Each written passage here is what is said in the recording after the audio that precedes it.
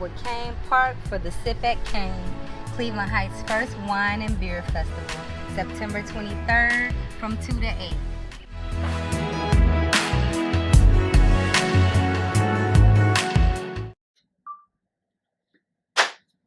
What's going on, everybody, and welcome to the Public Experience. We have another great edition for y'all, episode 147, roll to episode 150. Now, I do want to say a special shout out to us. Because, only reason I said it because most podcasts don't make it past episode 50, and we're episode 147. So thank you guys for watching.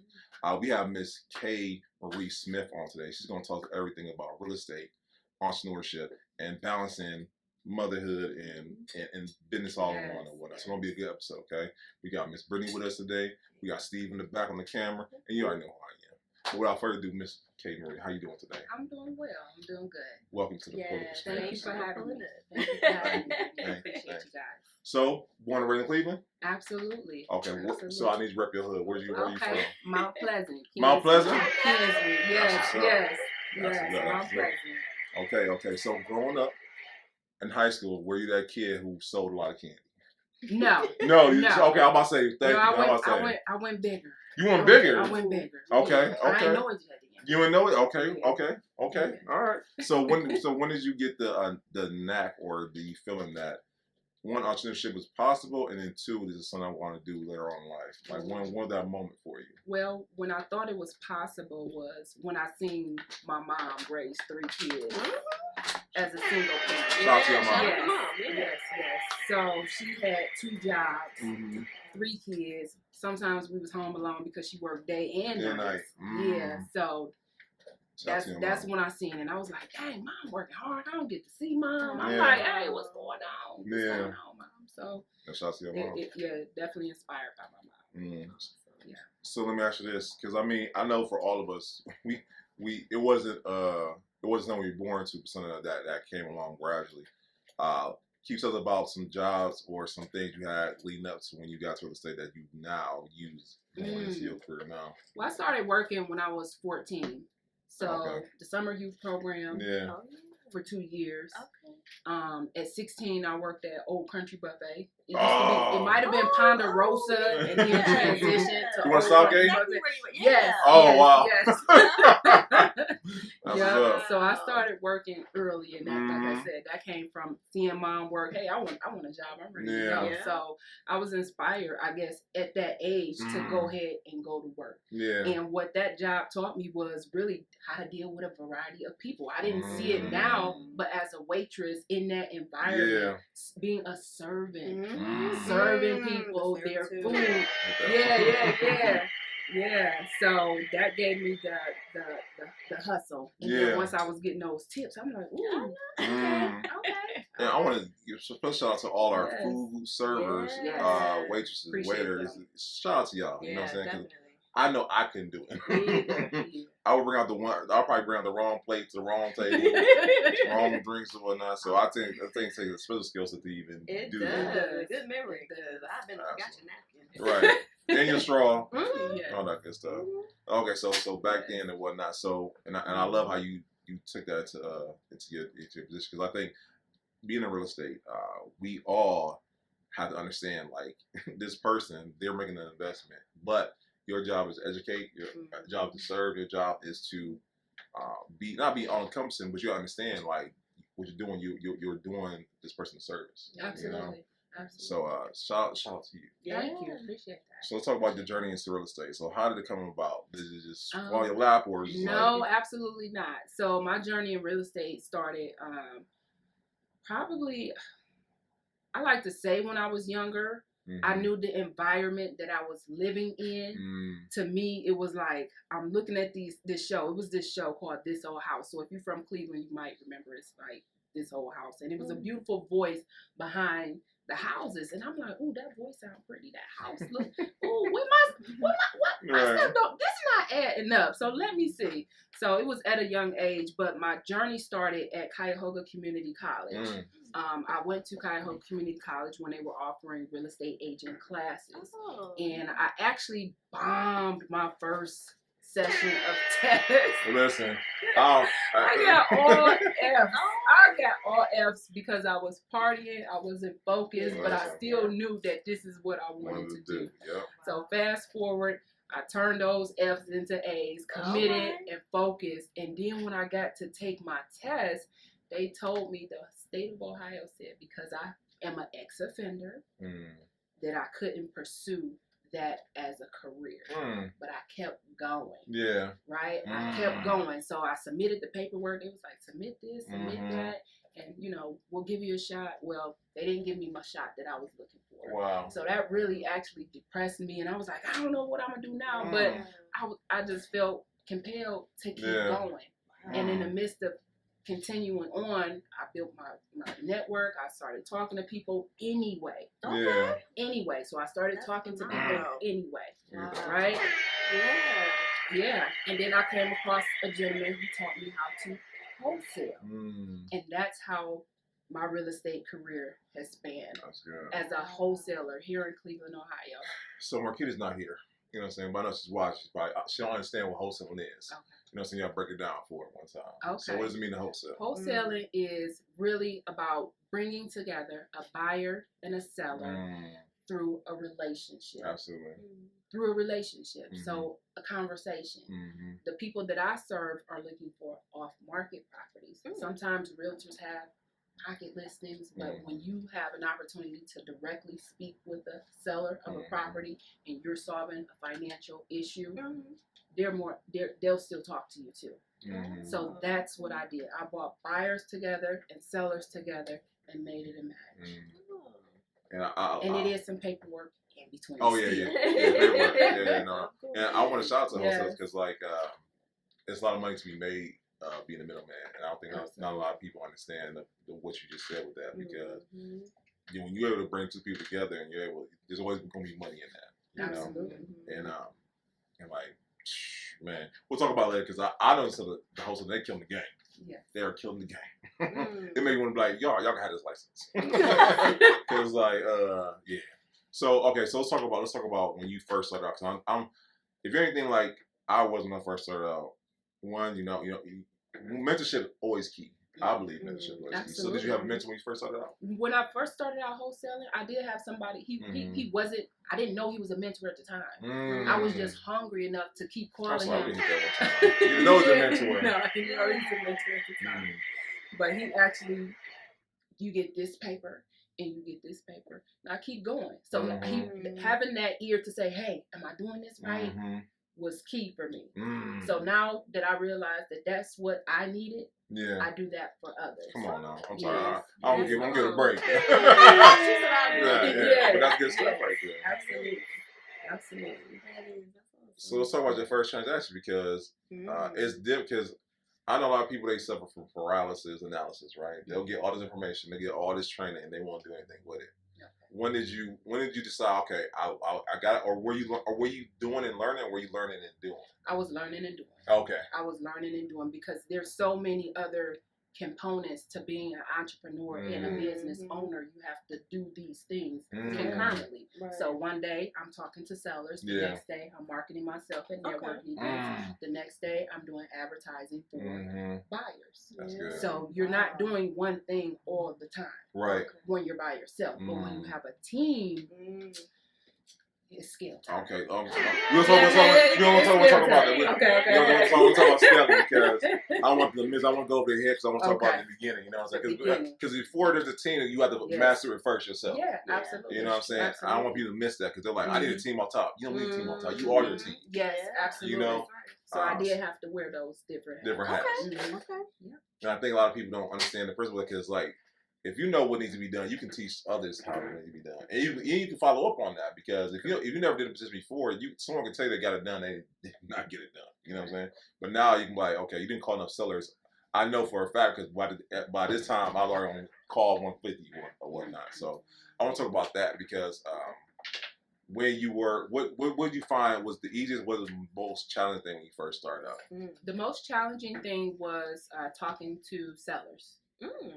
How many no's you get? You're gonna get no's. How many no's you get? I embrace the no's. I used to be a bill collector. So That's our episode. Embrace the no's. Embrace the no. Embrace the no's. No. That's our episode. Yeah, embrace the no because you know it's a yes. Isn't it? Going to come. It's That's a good. yes. I like that. It is coming. Yes, it's coming. Yeah. Mm-hmm. So how did you get over that? Because I mean, a lot of people, rejection is like, it's a lot for them. My network. Mm. My network. You gotta do it. You gotta push past the fear. You gotta push past the no. And I believe that a lot of times it's our own internal thought process that keeps us from moving forward. So what I hear is, what am I supposed to say? I hear that a lot. What am I supposed to say? Okay, have a conversation with them. Let them lead the conversation. So a lot of my collection skills transferred over into those sales skills. From the phone to talking to, different sellers. So they got to get over the rejection. Get over the rejection. The sooner you get over the rejection, I believe the sooner you'll be on your way to success. That's good. Yeah. So, cause we live in the age of social media, and a lot of people say, I get a yes on the first call. No, you don't. You know what I'm saying? But once again, if I know how discouraging it can be, because I've been there. I had a cold call. I've had to call a lot of people, and I even got some very nasty things said to me, like, you'd be surprised. At You'll 9 be a.m. like, in the morning. I'm trying to help you in this moment. Like, ooh, but don't take it. Yeah, don't take it personally. I'm about to say that's great advice, right? I was gonna ask you what is advice you give them, but that's a good one. Don't take it personally. Yeah. And I think, like you said, out of them no's will be a yes. So let's talk about your first deal. Your first deal where you my first deal. I'm glad you came back to that. My first deal was with two amazing gentlemen here in Cleveland, Chris and Will. Right? They were selling a property, and it came from word of mouth. I had a hungry and ready buying customer, and my mentor, who I didn't know was my mentor, walked me through the process.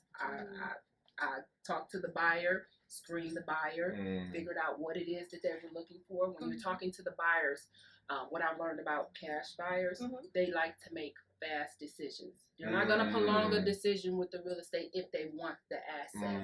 So finding out what my buyer wanted, where he wanted it, what zip code, what was he going to use it for, talking to the sellers, what are their motivation, how fast they would like to close. So I'm pre-closing both parties to find out if it's a good match.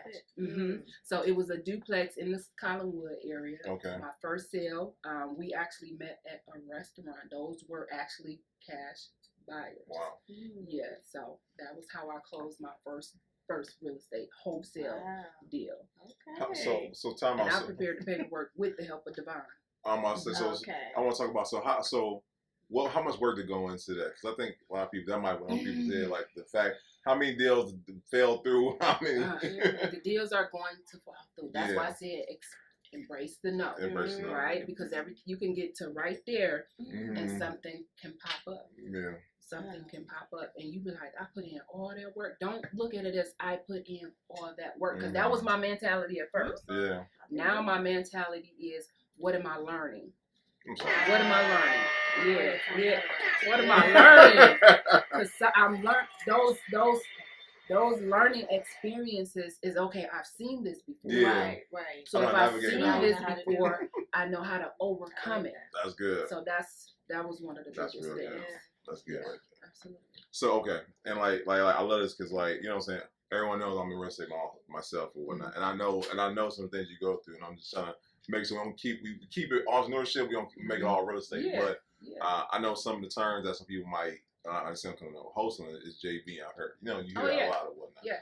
Can you explain to all the JV? A joint venture is when you have one LLC or entity person and another LLC or entity or person, and you do the deal together and you split the commission. So it can be 50-50 split. It could be a 60-40 split. It's a conversation. The conversation is the consultation. The consultation is paid. So figure out how are we going to work together? And like you said, the most important piece is having that in black and white. Yeah. That's key in real estate. Cover your buns. Yeah, cover buns. Yeah, cover the assets. Thank you. You're welcome. Oh yes. So let me ask you this then, because I think for a lot of people, like I said, we seen, I don't want to say their name, but you go on Instagram, you'll see these people swerving down, wholesaling so easy, and anyone can do it or whatnot. What do you feel like the biggest misconception when it comes down to wholesale? I think the biggest misconception is that they think they can't do it.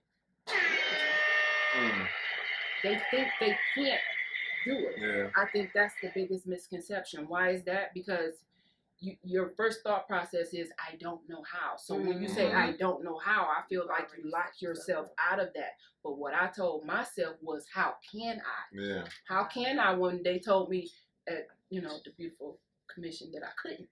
Yeah. But I can still have a direct conversation with somebody. Yeah. I can have a direct conversation with somebody. You sure can.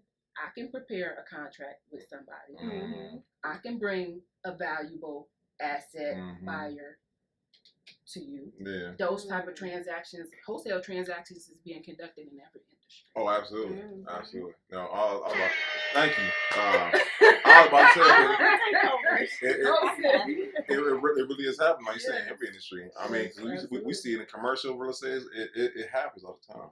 Yeah. So it's mindset. Yeah. Mindset. Because it can be done.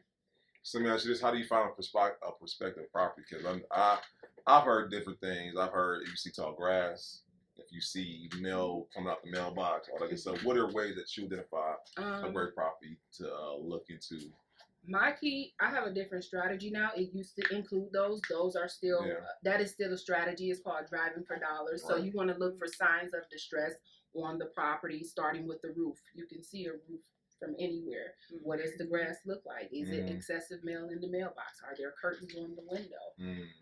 Take a snapshot. I didn't think about that. And then the neighborhoods in Cleveland, there you can see the distress in our neighborhoods. So that was one of my big things. As you drive for dollars, you can see those assets. I was able to come across delinquent water leads. So most of the times, if you have a delinquent water bill, I came across. It was through a relationship. It was through a conversation. So you came across. Somebody else shared that information. But most of those times when you access those delinquent water bills, they are tied to delinquent taxes. Right. So those are the people that I want to help because they're delinquent, they're past due, and it tells me that they're having financial issues, right? It's all different types of leads. I buy leads. So right now, here's a plug. If you want to go to Daily Legal News, right? Okay. Time out. Right. Okay, you asked for leads. No. So you asked. That's good. No excuses. Yeah, this is where you can find them. So Because I don't know if you know my broker, Julius Cartwright, right? That's my mentor or whatnot, right? You know Mr. Cartwright, right? Absolutely. I'm supposed to deal with Mr. Cartwright. There we go. So he's a real estate agent. He made that transition actually seamless. Sometimes it's not so seamless, but he made that transaction. okay. Yeah, well, shout out to him. And he tells all the time the Daily News or whatever, check it out or whatever, because you got delinquencies, all that stuff. Whatever. So I'm like, oh, that's real. It's free and it's in front of you if you do the due diligence. Yeah, that's good. Due diligence. Yeah. Real estate is reading too. Yeah. It's definitely reading. There you go. You don't like to read and have a whole bunch of conversations. So do you deal with probate? No, not right now. Not right now. I would like to transition into probate. I've had access to probate leads, but I would definitely use that as a lead source. I'm gonna say because if someone watching it, Marquita watched, she'll know what probate means. Okay. You gotta break it down. Probate is when the court, someone is deceased and they may have a property inside of probate. Inside of probate, you would actually, this is not legal advice, but you can maintain control. You can get control of those probate properties as an executor. Now, don't ask me how, but I've had probate leads. I believe that they're a reliable source. Yeah. So, I mean, I know for me, like it's some agents who go after probate, and like to me, it's too much hassle. You got to talk to the person's kids and find out what they was married before that, and they would have ownership over the property. So it's like, you don't want to deal with that or whatnot. But once again, you might, and like you said, I feel like this, and the same thing with being a real estate agent versus wholesaling. It's the same thing. You have to go through certain things to get that great lead. You know what I'm saying? So shout out to y'all. Yes, it's definitely worth it. Now, a quick question for those who maybe want to start into it and are a little fearful of, I don't feel like I have enough money to do it. Does it include having to have like a substantial amount of money to get started in like wholesaling or real estate investing? Thank you, and I appreciate that. And I'm being completely transparent. You got to be hungry. I was able to close my first deal with no money. I was. Yeah, right. Okay, so you got to be hungry. It can be done, but I would definitely encourage to have some funds available. Okay, that's fair. So my experience, I was hungry. That's why I say you got to be hungry. Yeah, because I was able to do it with no money out of my pocket. So yes, it's possible. Right. But guess what? If I had some more money for I just kept having a lot of conversations. Okay. I was having a lot of conversations here in Cleveland. So let's talk about that. So how do you start a conversation? Because you're talking to a homeless introverts in the room. You know what I'm saying?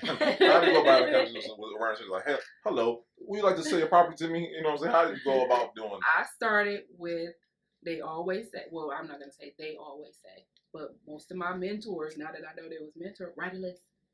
Write down everybody in your phone, contact these people, and you call them and say, if you know anybody that wants to rent, sell, or buy real estate, call me.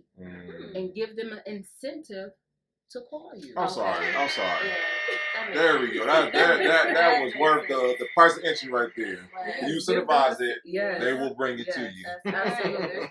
Absolutely. Gain from it, yeah. So yes, have a lot of conversations. Tell people what you're doing. Go to real estate events. Get on Eventbrite and book yourself solid. It's events all over the city. So I believe now we really have to be more intentional. Right. But the things that I did prior to COVID is the things that I have to do now more so. So I did go on Eventbrite, find those networking events. Okay. I did pick up the phone and reestablish those relationships and let people know, hey, this is what I'm still doing. And I also go by the Lockbox lady in real estate. So I've created a brand name for myself. We'll talk about that in a minute. Yeah, absolutely. Because like I was gonna ask, because we're gonna talk about scaling and then brand and all that good stuff. Because like I was gonna ask you, what did the transition look like? Because I'm pretty sure at first it was you doing everything yourself, but then you was like, okay, I need a team in order to grow. So let's talk about that. When did that moment that click for you? Like, I can't do it all. I need a team. Once I've been in the market for over 5 years, just wholesaling, finding great off-market deals, I realized I had enough information and I wanted to grow. Okay. So I needed the right people around me. My team got me by. Now I want excellence. So there's a different standard in what it is.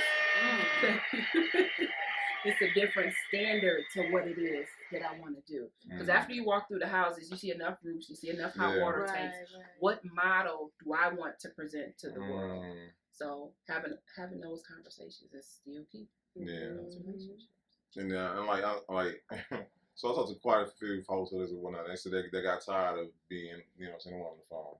And they trained up a team and they do all the calling, and they would be the ones that would close the deals per se. It's too much. Once you I learned the process A to Z. So I believe when you learn the process from A to Z, you're able to create your own system. And that's one of my principles: create your own system or be a slave to another man's system. We are all.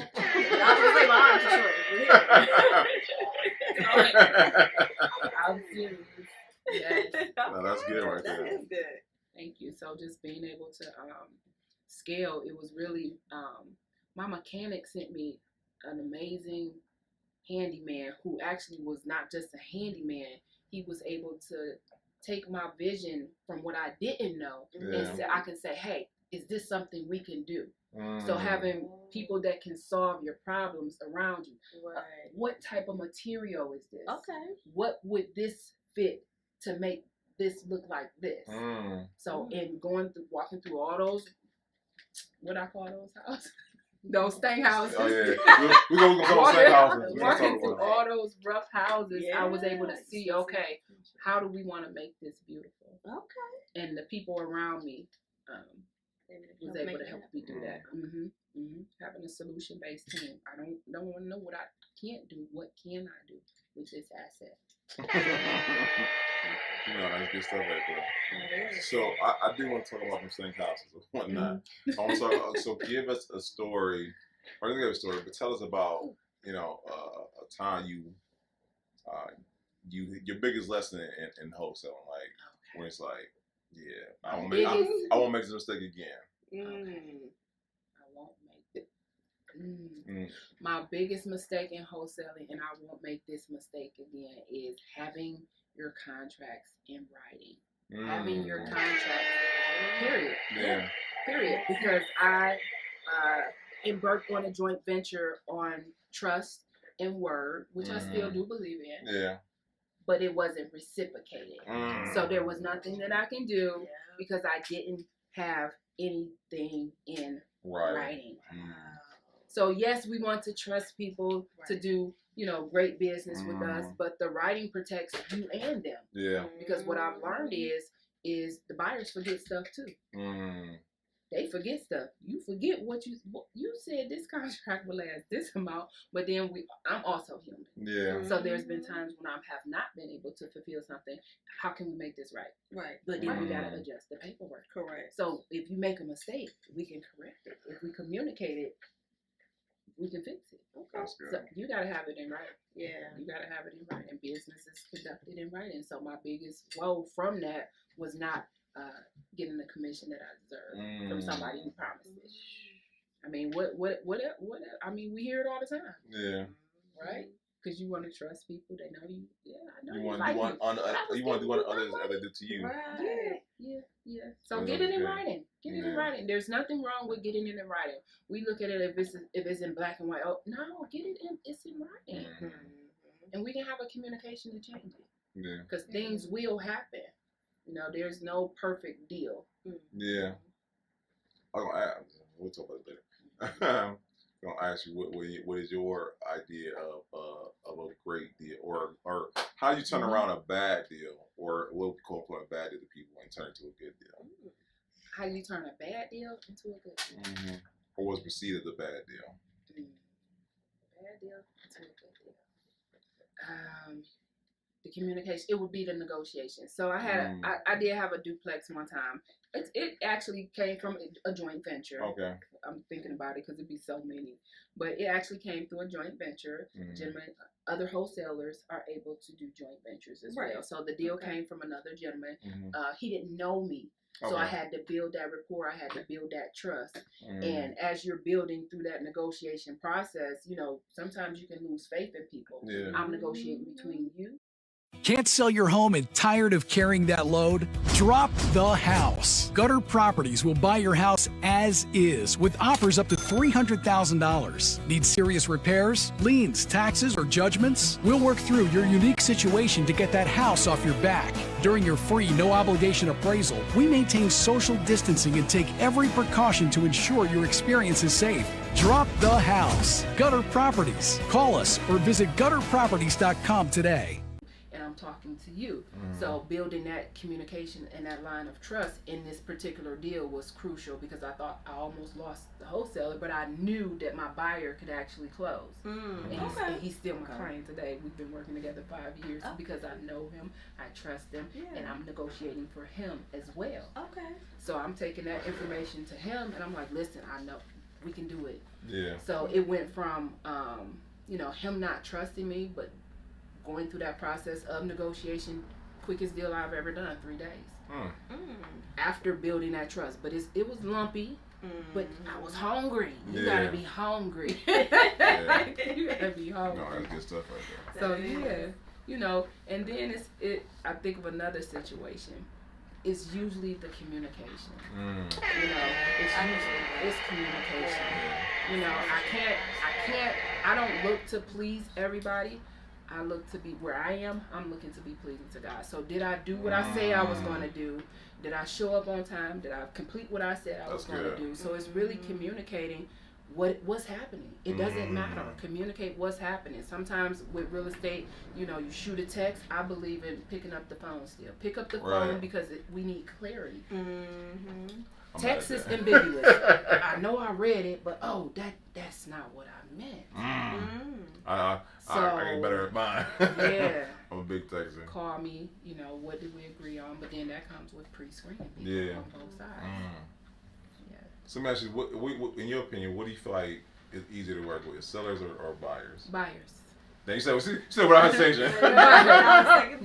Yes, because what I've learned, I've learned my client.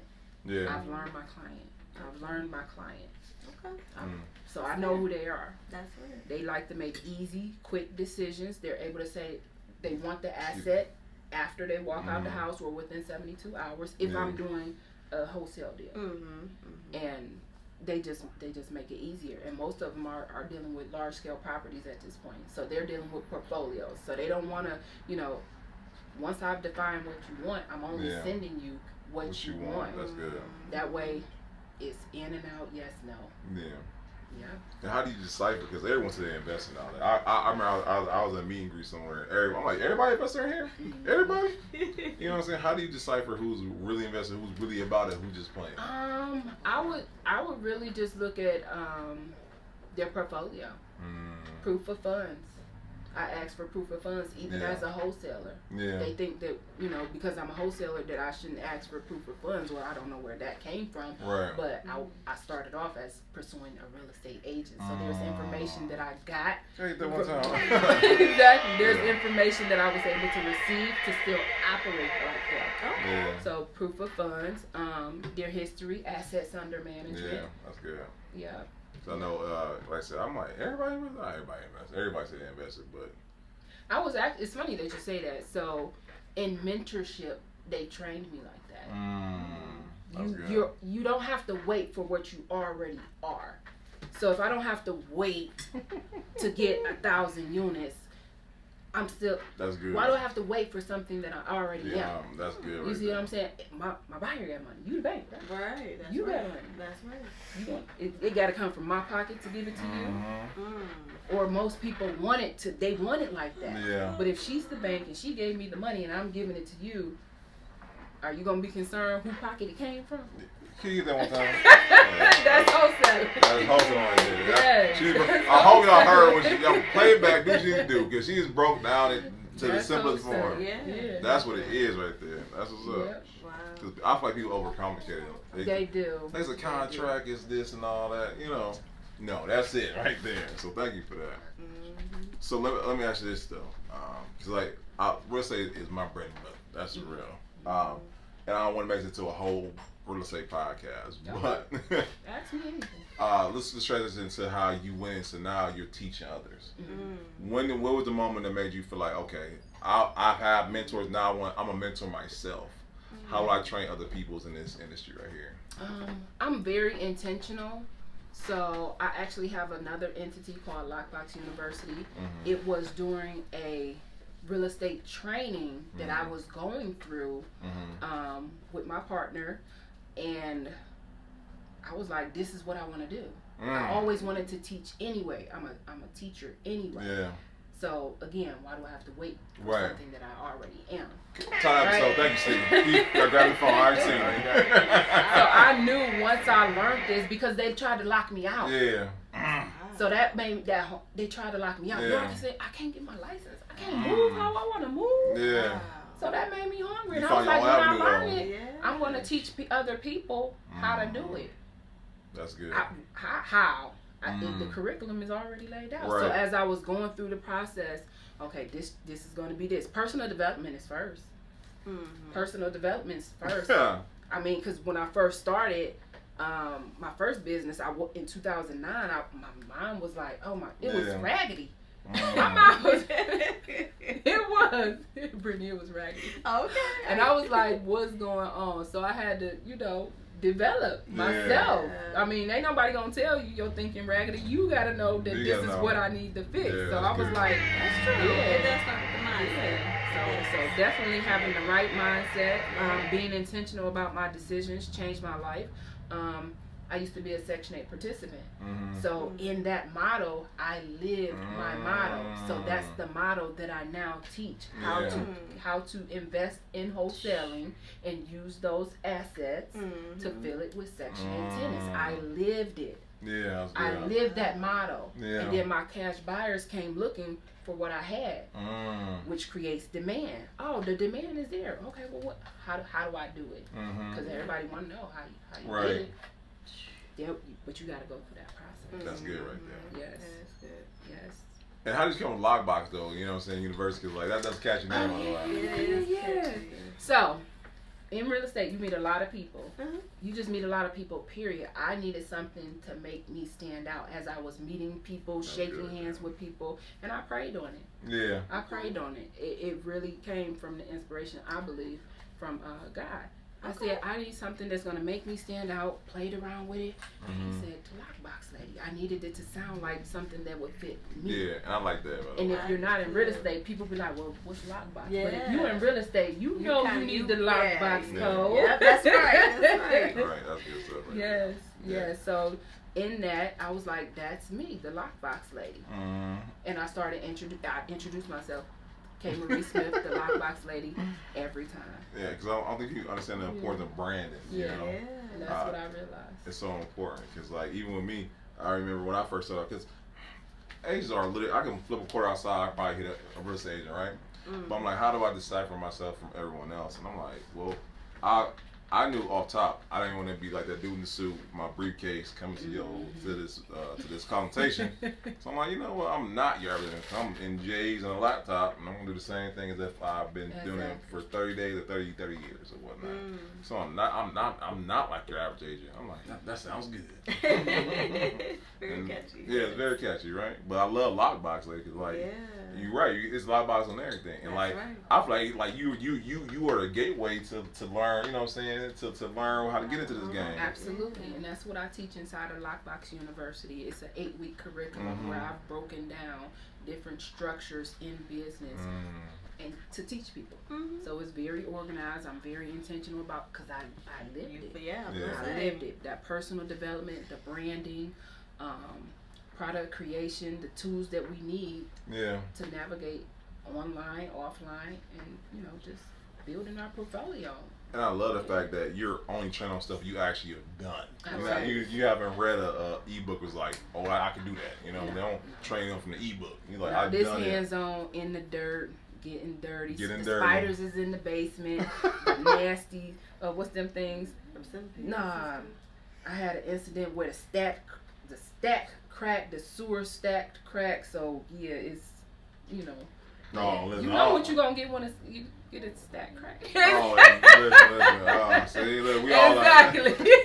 Listen. That's how I was. But my mentor said, "Do you want it?" He said, "Do you want it? Do you want to learn how to fix it, or you gonna pay somebody else to fix it?" So he actually taught me how to fix that crack stack. I was like, you know what? But I like my nails done and stuff. I'm like, but I had to go through it. So he challenged me. All my mentors have challenged me. So shout out to your mentor. Yeah, absolutely. definitely. I'm about to say you probably are an advocate for mentorship because I would tell anybody in any field like you want to find somebody who already done it. And there's nothing. And this I just want to add this because I feel like a lot of people mistaken like people who've been doing it for 30 plus years in the industry. As long as you're one step ahead of that person, you're quote unquote you're still a mentor. You know. I tell everybody in heartbeat, don't get paralyzed at the fact that you just starting out because someone hasn't even started yet. You know. We just started reading sooner. Right. We started reading sooner. Exactly. So what do you find to be more rewarding? You know what I'm saying? Teaching, I'm gonna say, or actually still doing the work in wholesaling? Teaching. Because now it can be hands-on. Yeah. Because I have my system. Do you JV with some of your students now? Like, do y'all partner up now? That's a beautiful thing right there. Yeah. So because I'm about to say, because if I was doing it, I'd be like, hey, let's do it together. You know what I'm saying? Everybody win. You just That's the collective. together. Yeah. That's No, right. listen, Yes. because I'm gonna say you're learning, but at the same time you got to get a deal. Absolutely. That's a beautiful thing right there. Okay. All right. So I did want to get into this piece because, as everyone knows, the pull-up experience is comprised of people putting other people on, per se. Whether you have 5 followers or 5 million, we don't care. And we collaborate with each other. As we all know, our city in Cleveland is not known for collaborating, but you have told us in your story how you have mentors that help collaborate with you. But what do you feel like your opinion is a way for us to be able to break that stigma for our city? It is a stigma. How you felt that, by the way? Oh yeah. Yeah, I've heard a lot of things. First of all, coming from being a Section 8 tenant, I hear the stigma associated with that particular client for rental properties. I've seen the political shifts of different neighborhoods where they are not as friendly for affordable housing. Oh, wow. I've seen it. I've seen it. I've experienced it, and I just listen. I listen and still figure out how can I be a solution. Right. Who is willing to work with me to accomplish the goals that we have in the city? So not participating in the, I seen you guys. I seen my associate on here. I was like, oh, okay. You see what I'm saying? So, it's, Who told him? Drake. Oh, Drake. Yep. Drake. Yeah. I didn't know Drake for 15. I know Drake for a long time. Shout out to Nick Drake, man. Yep. I seen him on one of the episodes, and I was like, he on there? What they talking about on here? Let me call him, see if they can be on there. Yeah, no. So yeah, I'm we excited. appreciate you. Absolutely. And then this came to me. I was gonna ask you: would you feel like being a woman in wholesaling has been an obstacle or has been an advantage to you? It depends on who I'm talking to. I'm gonna be authentic. I'm gonna be transparent. My client is white Caucasian men with multiple millions of dollars in their own bank account who want to purchase off-market assets. Okay. I look at it real. Right. Because I'm surrounded by other individuals who might send me wholesale deals, who may have come from the inner city. Like I said, I'm from Cleveland. I'm from Mount Pleasant, so my pulse is always on that neighborhood. I still have friends and people that I grew up with still in that neighborhood, but are not familiar with the shift that's happening in that neighborhood. So is it gentrification coming on? Oh yeah. They call it opportunity zones. Right? So they call it opportunity zones, but it's mainly comprised of inner cities where those assets are right now pennies on the dollar. But think about if you do it collectively. Exactly. If you do it collectively, you're only gonna win. How do I want this neighborhood to look? So collaborating is very important. Yeah, no, it's very important. But I've heard it. I think breaking down the stigma is really on both sides. Don't listen to it. Who's willing to work with me? Yeah. Who's willing to work with me? That's good. So I'll say, because so let me just say this. I know there's been female agents who have said it's been a disadvantage being a female and being a real estate agent. One, because safety is a big issue and whatnot, right? Yes. And security, because you can go into a property and there'll be a squatter in there, and Lord forbid, you know what I'm saying, like all the craziness and whatnot. And then even dealing with men, you know what I'm saying? Like I'm pretty sure dealing with certain men, they look at you. I don't want to deal with them. I'm not saying, you know what I'm saying. What's that? We need parental guidance thing in the between. It's not the views of the put-up experience, but I've heard misogynist conversations in real estate, or whatnot. Yeah, you definitely want to be safe out there. You gotta be safe. You know, the neighborhoods that I go in is predominantly the east side of Cleveland, so I've created a niche for being a wholesaler on the east side of Cleveland, even as I transition into a different space. You gotta be safe. You do. Have your credentials on you. My mom you go with the man. My partner's like, I'll meet you over there. The contractor, I'll meet you over there. So safety is definitely a big priority. No, absolutely. Like I said, I know that these days they got the glizzy on them all the time. You know. I ain't gonna say that, but listen, no, I'm all for it. You know what I'm saying? Because you can't never be too real. sure. Yeah, because they take advantage of us. Yeah. And that's the perception that I want to change in our neighborhoods. If we own it collectively, then the roads is going to change. But I believe as women, we need to step forward, let our voice be heard, collaborate with the men in the industry, and we work together collectively for ownership. I mean, we're only here to use it for exactly. I think they might have broke that thing and maybe time we hit it. Nah, that's good. So we talk about the past, we talk about the present, let's talk about the future. Let's talk about what's next up for you, because you obviously have a creative empire, you know what I'm saying? You went from doing it to teaching. What's next up for you? My next step, right now, is my nonprofit organization. Okay. It's called the House of Love Restoration Center, where we focus on helping women and children who are homeless. So right now we're doing a book bag drive for those type of individuals. If you want to donate, you can definitely call. So I'm about to say we'll get it from you, because we'll have a show notes for anybody who wants to donate. By the way. So that's the driving force, doing things under the nonprofit entity, right? To build the community, I believe I have to be in the community. Okay. Yeah. So Mount Pleasant, we was at an event the other day. You know, my nieces were serving slushies. Flyer with me. Out. You know, so a lot of nonprofit endeavors. We're actually doing an event called Red Bottoms in Real Estate. So shoot. Okay. Yes. Red Bottoms in Real Estate. It's gonna be at Beechwood. Can men come through?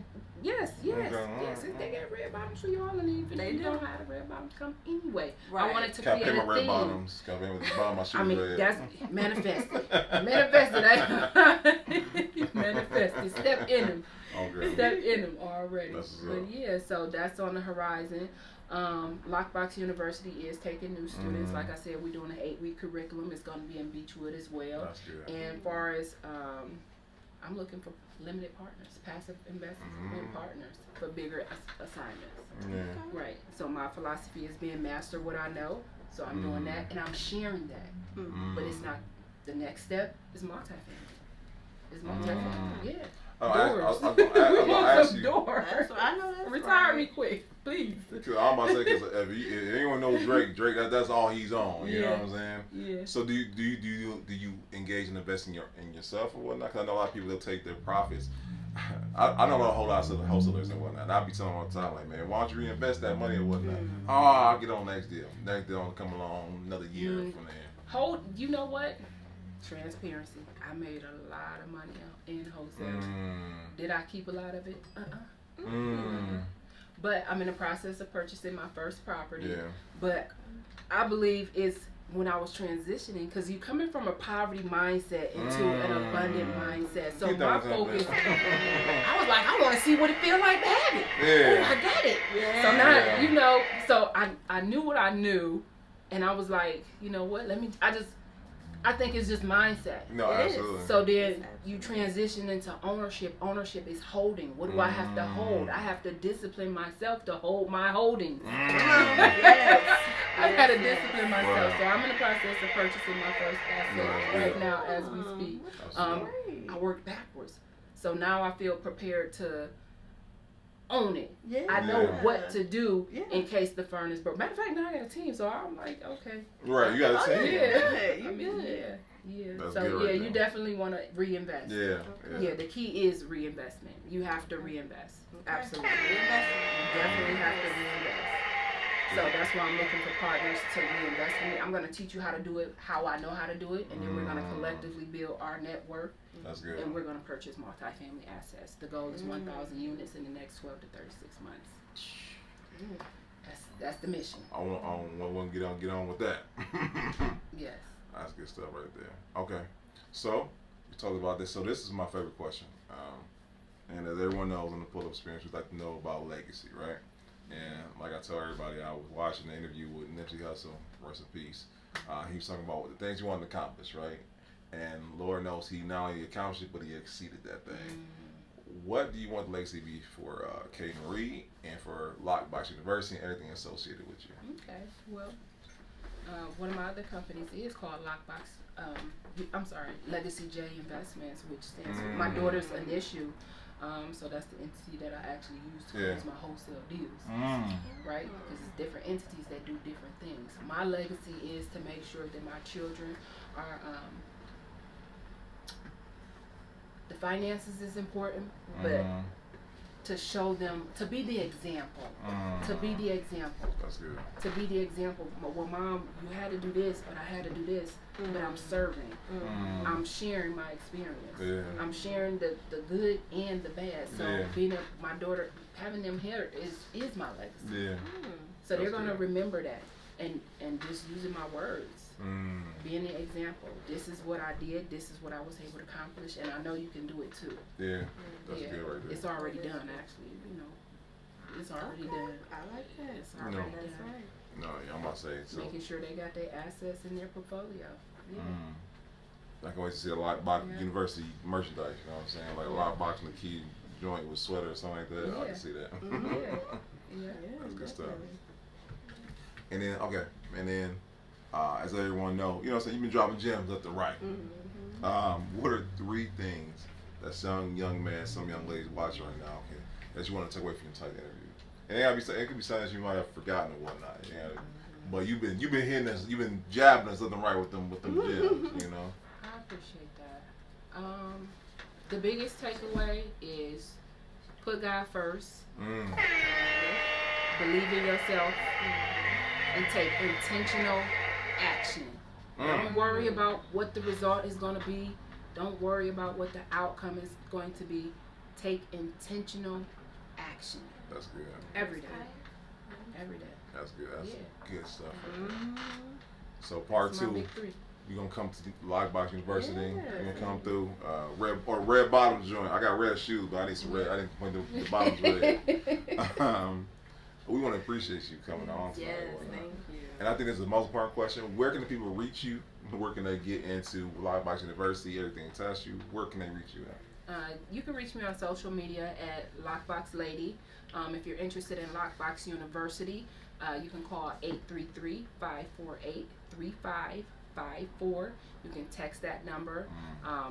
Let us know that you're interested in Lockbox University, or you can go to www.lockboxuniversity.com. That's good stuff. We want to say we appreciate you coming on today. Definitely. Thank you for spending time with us. Yes. And now you gang. Now you alumni now. Yes, thank you so much. So we thank you so much. What they said, we got to pay some bills, right? So let's pay them. So listen, guys. September 23rd, we are at Kane Park. We're having the first beer and wine festival at Kane Park. Black-owned beer and wine, and everything in between. It's going to be festivities. It's going to be nice alcohol. It's going to be a good time for all those involved. 2U Wines is sponsoring. It's putting together. We're still looking for vendors. So if you're a vendor who would like to be a part of that, or maybe you want to sponsor, maybe you want to make sure that your business is being showcased or whatnot, please get in touch with us. We'll have that link in the bio. But listen, the club's going to be there. It's going to be a great time. So we want to invite you. Please come on through. Brittany. Yes. So as you guys know, I've been working on my little podcast. I'm not even gonna call it little. I've been working on my podcast, there we go. Beauty Told. And check out for it August 6th, you guys. So it's coming up soon. Yes, coming up soon. Your girl is venturing off, and I hope to see y'all there. Yes. And guys, you guys support us. You guys are subscribe to Put Experience, subscribe to Beauty Told. Because once again, if you support us, you support her. Okay? This is gang. Lastly, I want to thank you. Yes, you, the person watching, the person listening, because you guys just continue to subscribe. You guys continue continue commenting. And even when I mess up on editing, you guys still watching. So thank you. So I want to really thank you guys, and you guys make it possible for having great people like Miss K.Marie on and telling a great story. So you guys let us know we're not doing this in vain. So I want to thank you. This has been episode 147. Road to 150 episodes, y'all. I can't tell you how excited I am. Even though we got some special plan for y'all. You know what I'm saying? To celebrate. I know y'all haven't seen it all in one room together, but we're gonna be all of us finally together in an episode, and it's gonna be good. We'll talk about just our experience and the photo experience. So listen, stay tuned for that, and see y'all next time. All right. Until then, y'all. Peace.